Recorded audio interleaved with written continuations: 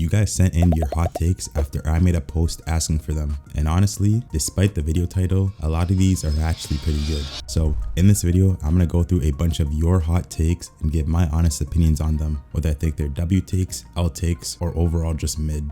To keep things organized, I split these hot takes into 5 categories based on their topic. And for each singular hot take, I'll rate them using an agreeableness scale. Meaning, if I were to say something is 0%, that means I fully disagree with the take. However, if I say 100%, that would mean I fully agree with the take. For example, if someone said Fukaku should be the #1 player in the Neo Egoist League, that's a clean 0%. But if someone were to say something like Sai isn't the best New Gen 11 player, I might say it's a 50-50, so 50%. So yeah, basically the higher the score, the more I agree. So with that out the way, let's get into the hot takes.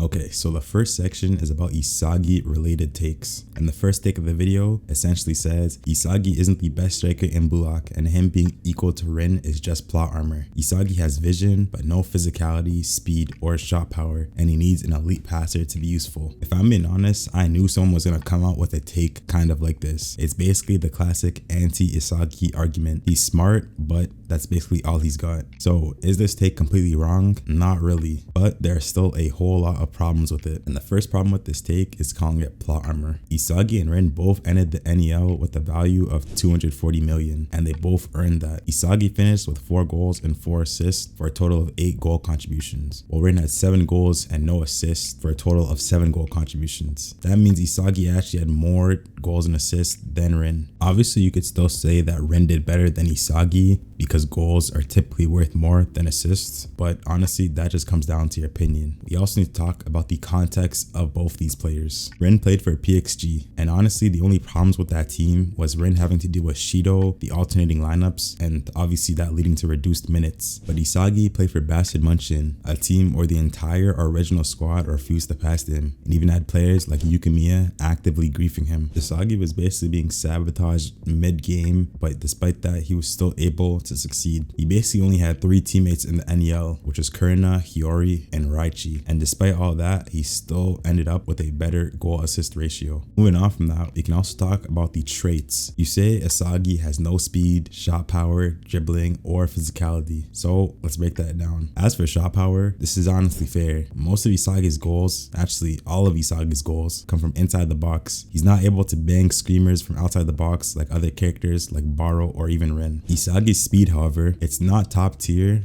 but his reaction time and positioning makes him functionally faster than most players, kind of in a way as a cover up for his lack of speed.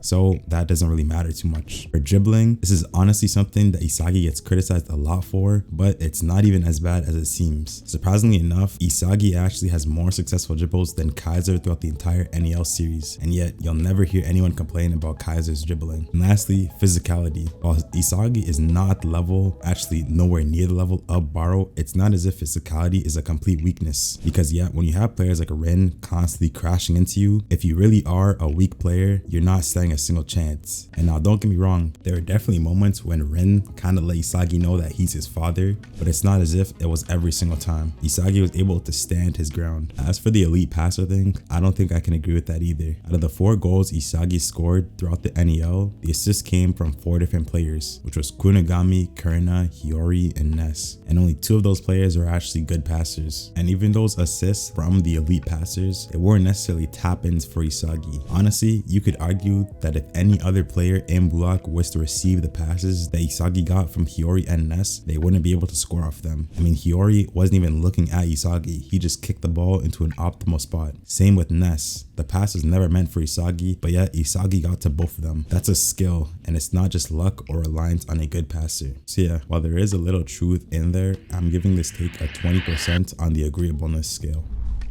Alright, the next take of this section basically says Isagi should be a box-to-box midfielder, not a free-roaming playmaker. Now, if you're wondering why Isagi is even being called a free-roaming playmaker in this take, you should go check out my U20 Japan lineup video because I put him as a free-roaming playmaker in that video. But back to this take. This take is actually not crazy at all, and there's a lot of reasons why Isagi could potentially play as a box-to-box midfielder as his best role. Throughout the NEL, Isagi played as a cam, right wing, and straight striker, but he still manages to pop up everywhere, including defensively. Isagi's involved in most phases of play, like a box-to-box should be. But here's the problem with putting Isagi as a box-to-box. Just because Isagi gets defensive actions, it doesn't actually mean he's a good defender. Isagi's success on defense almost entirely comes from his meta vision. That's not physically dominating people or making crunching tackles. He's simply reading the game and jumping in early. That's great for interceptions, but outside of that, it's pretty mid defensively. So yeah, Isagi's defense actually ends up being more opportunistic than consistent. That means he's best suited for a role that allows him to drop back defensively occasionally, but doesn't require him to defend all the time. So I'm gonna give this take a 35% agreeableness score.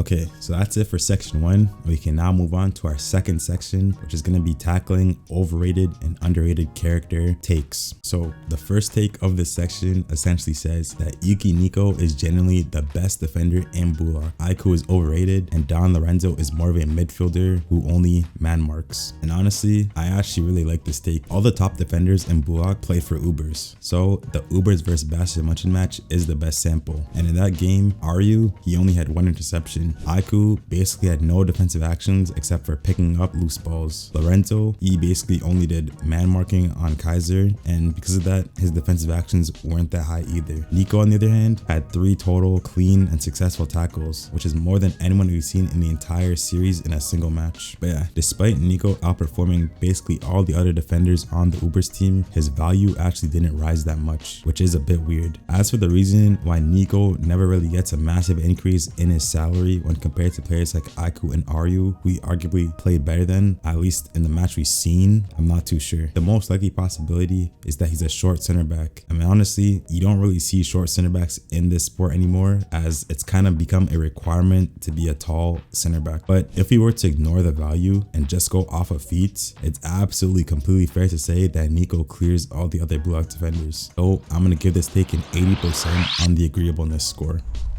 Okay, so our next take essentially says that Nagi is low-key overrated. He never developed a real ego or drive, and he just got complacent. And honestly, this take is fair. Bullock is all about ego. The characters who grow are the ones who want something, and Nagi never really has this. Nagi essentially just coasts through the whole series purely just off of talent, not really working too hard or struggling. So in that sense, Nagi is kind of overrated. Because he lacked any ego or drive, he was always kind of fated to fall off. But I do believe that a lot of the Nagi hype comes from the fact that if he were to actually develop an ego, he would go straight back up to being a top player in Bullock. But until then, I'm gonna agree with this take and give it a 90% on the agreeableness score.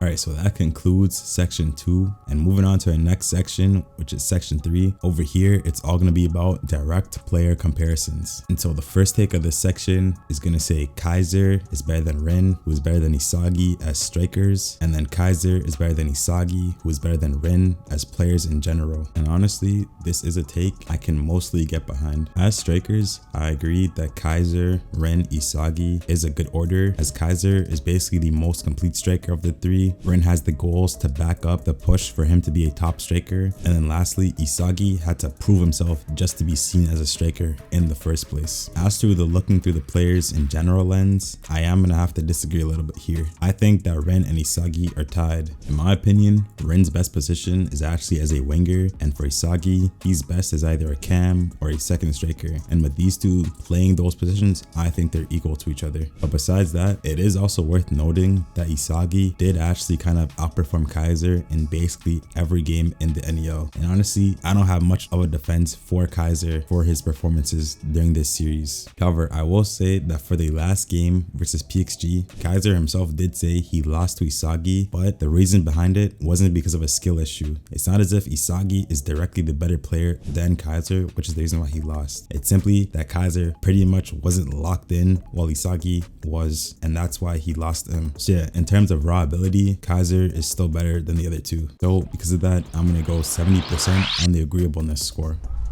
The next take is actually going to be 2 in 1. On the first one is Sai is a better overall player than Kaiser, and the second one is Isagi should have gotten an invite from Real if Rin and Kaiser did. And for the first take, I genuinely agree, but you do have to be careful with this take and apply context to everything we've seen around these players. The last time we saw Sai play was during the U20 match, and this is way before we were introduced to things like Metavision or Predator Eye. So the skill back then is a lot lower than it is now. So we don't actually know how well Sai would perform with all these new and improved players. But I do still agree with this take, so I'm gonna go 90% agreeableness score. For the second take, I am gonna have to disagree. It honestly wouldn't make too much sense for Real to sign 3 strikers. And if Real is looking for strikers, it wouldn't make sense to sign Isagi, as he's a player that technically is still viewed as more of a midfielder than an actual pure striker. So for the second take, I'm gonna go with a 10% on the agreeableness score. Moving on to our next section of hot takes, we have takes that are related to potential or player development. And the first one basically says Rayo won't meet his full potential. And honestly, I actually 100% agree with this. Rayo's ability is to copy people, which makes him theoretically a busted character. But Rayo is likely only going to end up being a utility role player. It honestly just comes down to him kind of just being too nice and too team orientated. So unless Rayo goes on some sort of villain arc and becomes a super selfish player, I don't think he's gonna meet the expectations of his weapon. So I'm gonna 100% agree with this take. The next take says that Tokimitsu had insane potential and he's wasted by lack of development. Honestly, this take, it kind of depends on what you mean by interesting, because Tokimitsu as a player is kind of just boring. He's kind of just a big and durable stamina player, and we honestly kind of have a bunch of those players with players like Kunigami and Raichi. But if you're referring to Tokimitsu as interesting because of his personality, that would make a lot more sense. Tokimitsu is basically a zero confidence, zero ego player surviving in Bullock. So his development could have gone 2 ways. He could have stayed a player with no ego and kind of just an outlier, or he could have done a complete 180 and become an ego character with high confidence. Both ways would be interesting and unique stories for a character. So assuming you're talking about personality wise, I'm gonna go 80% agree for this take.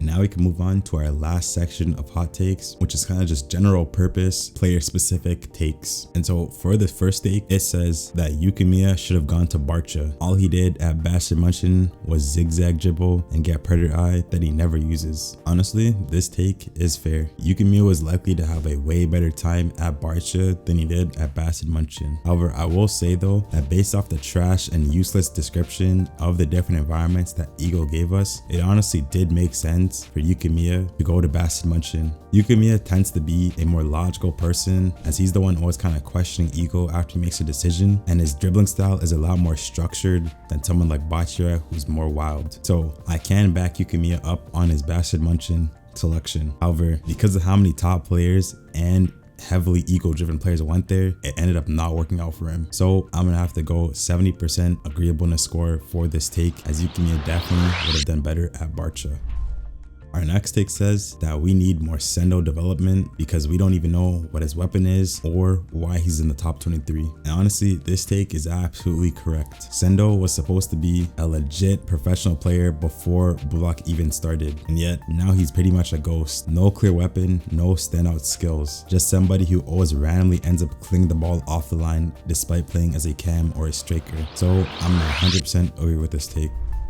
And our last take of the video says that Hiori deserved his top 23 spot for his assist to Kaiser. It showed unpredictability and passing creativity. And honestly, I do agree with this take. Hiori's assist here was super unique and something we've never seen before. And honestly, one assist did end up being enough to get a player into the top 23 spot. The only player who did have an assist or a goal and didn't make the top 23 was Nagi. And he didn't make it because despite scoring, this guy was basically constantly dragging down his team despite his team playing around him. So Hiori being in the top 23 is completely fair. So I'm gonna 100% agree with this take.